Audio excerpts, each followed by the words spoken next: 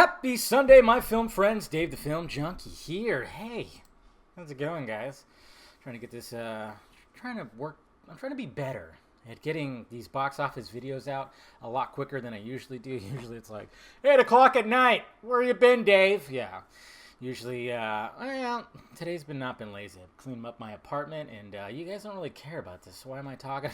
If you're new to my box office video, I'll give you the top 5 domestic earners, but of course we talk about the international numbers because those are really important now. So here we go, guys. What happened over the box office? Well, I'm going to tell you. Coming to number 5 in its 7th week. Jeez, this movie just don't stop. Toy Story 4. It made $7.1 million over the weekend, bringing that domestic grand total to $410 million. That's a pretty good domestic earner right there. 959.2. It's not going to reach $1 billion. I thought maybe it had a chance, but it definitely had legs, but it had more legs than domestically, I would say, because, 42.7% versus 57.3%. That's pretty close. It's a pretty close margin. Usually it's a lot wider with some of these big franchise movies.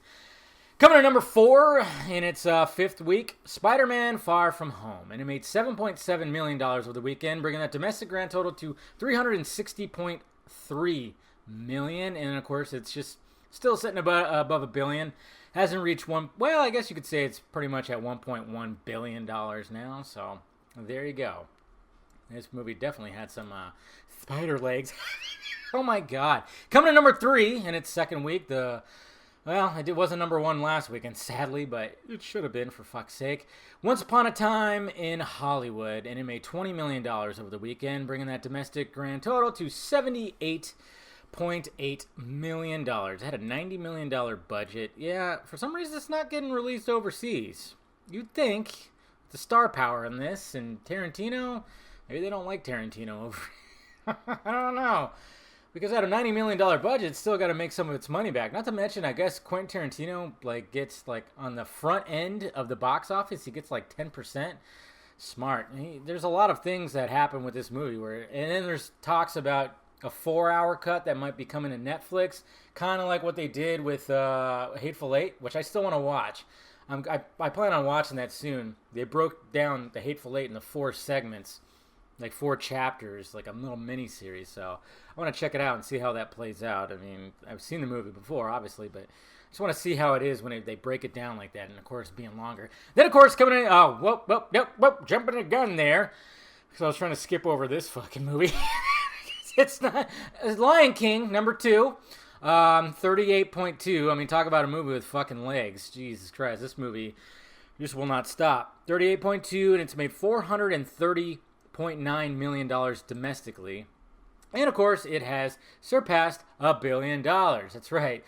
Disney's just billion after billion after billion this year. My God. 1.2 billion it's actually at right now. So, yeah. This movie, it's just crazy.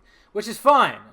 I've always said, hey, if you enjoyed it, you want to take your kids, big family adventure, go ahead. It wasn't for me because I felt like they didn't need a director. They just had to put life, I guess you could say, in some of those animated shots. Then, of course, coming to number 1, Hobbs Shaw. I made $60.8 million over the weekend, a $200 million budget. They put a lot into this. And overall, it made $180.8 million. I'm fairly certain Universal was hoping for something a little bigger. They were hoping probably for a domestic earning of over 100, Somewhere Vin Diesel's he's laughing his ass off as he sips a Corona on the set of Fast and Furious 9 because, I think, obviously, we all know there's, behind-the-scenes drama with some of the actors, these baldies that are, so I'm sure Vin Diesel was not happy about this spinoff, and I'm sure they wanted more. $200 million budget, that's a lot. It'll still probably most likely make its money back. It'll have some legs to it. I kind of hope it does. Just why not? Because I enjoyed it. You guys saw my review. I enjoyed it. So, but anyways, there is the box office report, everybody. Let me know your thoughts about it down below. What did you see over the weekend? You see Hobbs Shaw? Did you see something else? Let me know. Hit that thumbs up button if you'd be so kind. Subscribe to my channel at filmjunkie.com for all my content. Follow me on the sock meds over there. Twitter, Instagram, Facebook. Patreon if you want to help out the pirate ship. And then, of course, shirts down below, guys. All right. Talk to you later.